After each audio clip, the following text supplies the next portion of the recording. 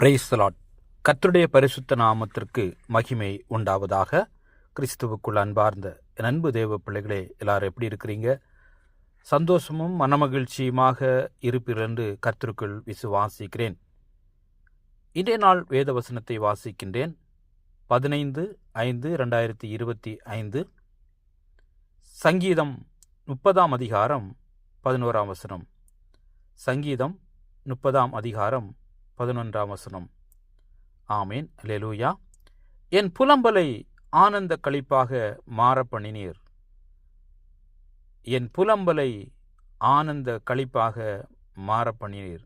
ஆமேன், அல்லேலூயா. நம்முடைய புலம்பலை கர்த்தர் ஆனந்தமாக மாற்ற வல்லமை உள்ளவராயிருக்கிறார். கர்த்தர் தாமே இந்த வசனத்தின் மூலமாக உங்களோடு பேசுவாராக. ஆமேன், அல்லேலூயா.